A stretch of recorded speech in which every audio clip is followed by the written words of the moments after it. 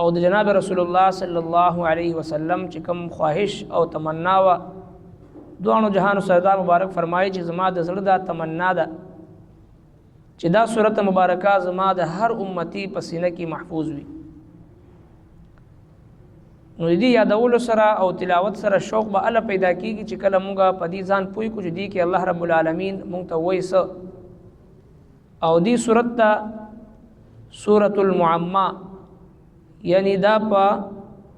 بهتري باندې مشتمل دی. د یو مسلمان بهتري هغه دې سورت مبارکه سره تړل شوی دی. او دې سورت مبارکه ته سورت دافعه هم وایي چې د هر بدی او برایی د مؤمن نه لرې کولو والا سورت. او دیتا صورت قاضیه هم وي ټول حاجات او شرعي ضروريات چې کوم د بندوي هغه الله جل شانه دی صورت مبارکه سره پوره کوي. او حدیث پاک کې ذکر دی چې کله یو مسلمان سحر د دې صورت مبارکه تلاوت وکي نو د دې صورت مبارکه د تلاوت د برکته الله جل شانه د دې ورځې تمام ضروريات او د ضروريات پوره کوي او تمام شرورونه د حفاظت کوي. او دی صورت مبارکه ته د قران کریم زړه ویل شو. دغه وجه سره دغه وجه دا ده چې دا زړه د انسان په بدن کې یو ډیر اهم او بنیادی حیثیت لري. او چې کله دا زړه روغ او صحیح سالم وي نو ټول بدن ور سره روغ صحیح سالم وي. او چې کله دا زړه بند شي حرکت قلب بند شي نو انسان دنیا کې ژوند نشي پاتې کیږي. نو یو د ایمان زړه د ایمانی ژوند دی او یو د انسان جسمانی او د بدن حیات او ژوند دی. نو ظاهری د جسم حیات تعلق چې د زړه سره دی او د انسان ایمانی او روحانی د زړه تعلق چې دی هغه ایمان سره دی. نو په دې سورۃ مبارکه کې الله تبارک وتعالى درې اهم مضامین ذکر کړي. یو توحید دی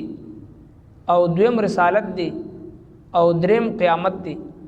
میدان محشر دی، میدان حشر دی. نو دا درې اهم مضامین د دین اسلام بنیاد هم دی او د یو مسلمان د روح د پاره د زړه حیثیت لري چې کله پچا کې د توحید عقیده ژوندۍ وي، د رسالت عقیده ژوندۍ وي، د ختم نبوت عقیده ژوندۍ وي او دغه شان د بعث بعد الموت د قیامت استحضار ورته پزړه کې موجود وي. نو دا درې خبرې چې کله یو مسلمان کې وي نو د روحاني ژوند او روحاني حیات او زندگی د باقی ده. او پچا کې د توحید عقیده توحید پاتې نشو، پچا کې عقیده رسالت پاتې نشو، پچا کې بعث بعد الموت د مرګ نه بعد چې کومه زندگی ده د هغه استحضار هغه پاتې نشو نو بیا دې مثال مرده دی. دغه وجه موږ تاسو ګورو چې چا کې عقیده توحید پاتې نشو، عقیده ختم نبوت او رسالت پاتې نشو او د قیامت د مرګ نه بعد چې کومه زندگی ده د هغه تصور پاتې نشو نو بیا زموږ استاد معاشره کې د انسانانو په شکل کې درندگان، د انسانانو په شکل کې زناورونه هم بدتر مخلوق چې موږ تاسو تخکاری چې دا هغه د ټول انسانیت دشمنان ګرځیدلې وي. دا هغه د لاس چې د معاشره خلق هغه د عزت او د سکون ژوند نشي تیرولي، د خلکو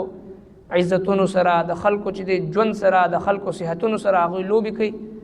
د دې ټولو سيزونو بنیادی وجه دا ده چې کم حیات روحانی دی، روحانی زندگی دی داغینا محروم شوی وي. لہذا په دې صورت کې الله تبارک وتعالى د درې مضامین ذکر کړي. ټول لومبه توحید، دویم رسالت او دریم قیامت. او دا درې وانه چې ډېر اهم او بنیادی مضامین دي. او دې سورۃ مبارکه ابتدا هم یاسین حروف مقطعات نکی او حروف مقطعات مبارک دا چې د علم د الله او د الله د رسول سره دي. بندگانو ته دې معنا نه د خودل شوی، دي ته حروف مقطعات وي. مقطعات معنا جدا جدا لیکل شوی، قطعه جدا جدا لیکل شوی، ځکه د سورته حروف مقطعات وي. والقرآن الحکیم، قسم دې د قرآن حکمت والا. واو دا واو قسمیه ده. الله تبارک وتعالى د قسم په ذریعہ باندې د قرآن کریم په قسم باندې د خپل محبوب پیغمبر رسالت بیانوي. والقرآن الحکیم قسم دے په قرآن حکمت والا باندې انک لمن المرسلین بشک ته د پیغمبرانو نه والقرآن الحکیم د قسم په قرآن باندې د قسم خورلو ضرورت او نوبت ولې راغی حالانکه قرآن کریم یا د دینه ما سوا چې څومره سيزونو باندې الله جل شانه قسم کړی دی دا د الله رب العالمین د ذات باری تعالی خصوصیت دی منګ او تاسو ته د قسم د پاره چې کله نوبت او ضرورت راشي نو سوای د الله جل شانه د پاک نوم نه په بل سیس باندې قسم خورل جایز نه دی حدیث پاک کې دی چې من اقسم لغیر الله فقد اشرک چا چې د الله تبارک وتعالى د نوم نه سوا په بل سیس باندې قسم وکړو د شرک نو د غیر الله په نوم باندې قسم خورل دا منګ او تاسو د پاره جایز نه دی قسم چې مسلمان خامخا مجبوری وي نوبت راشي نو والله بالله تالله د الله تبارک وتعالى د نوم نه ما سوا په مخلوق باندې قسم نشو خوړي د الله رب العالمین د ذات د پاره قانون جدا دی الله رب کائنات د خپل د مخلوقاتونه د یو سیز عظمت او فضیلت بیانولو د پاره چې دی باقي باندې قسم خوري چې زما بندگانو سره د اهمیت پیدا شي لا اقسم بهذا البلد په دې خار مې د قسم وي فوربک او دغه شان لعمرک زما محبوب پیغمبر استاد مبارک جون باندې مې د قسم وي نو دا قران کریم کې چې الله جل شانه زی په زی باندې مختلفو سيزونو قسم کړی دی صرف دا غوی عظمت او اهمیت بیانولو لپاره کړی دی انک لمن المرسلین بشکته د پیغمبرانو نه نبی رسول الله والسلام ته تسلی ده چې ته خو بشکه د پیغمبرانو د فهرست نه یو پیغمبر دی د الله څوک به منی څوک به نه منی څوک به مخالفت کوي څوک به موافقت کوي څوک به ستا د قتل سازش کوي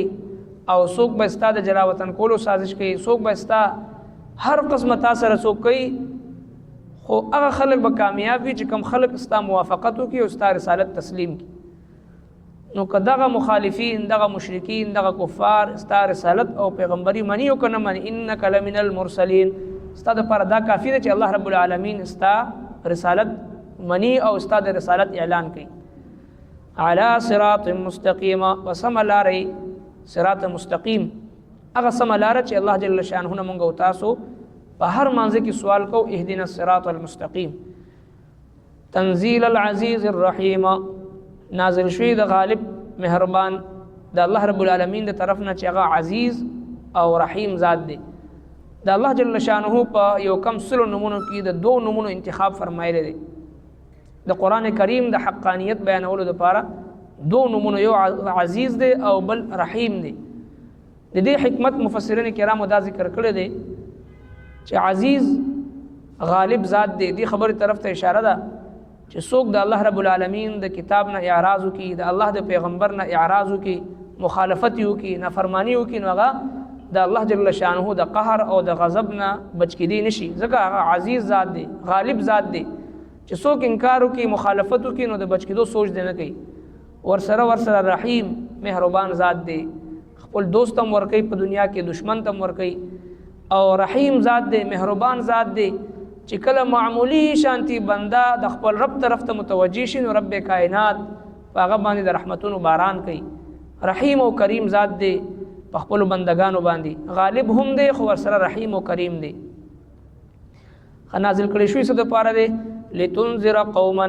د پاره دی چې ويروي تا خلق ما انذر اباهم چې نو يرول شوی دی پلاران فهم غافلون او دوی غافل دي دغه مکه چې کوم کې قران کریم نزول وشو په دې وخت کې خصوصیت سره نور احکام نور راغلي حدود او قصاص او تعزیر او غیره د احکام نو نازل شوی مکه معظمه کې صرف د دریو خبرو باندې زور وروړل شو چې هغه بنیادی خبرې وي هغه توحید او رسالت او قیامت نو لہذا دغه د مکی خلکو هم دین انکار کولو 360 بوتان یې خو د پیغمبر اسلام د رسالت نه انکار کو او دوی وی چې وما نحن بمبعوثین دغه ژوند بیا را پاسدل نشته دي نو په دې دریوانو سيزونو باندې زور وروړل شو او په دې سورته مبارکه کې هم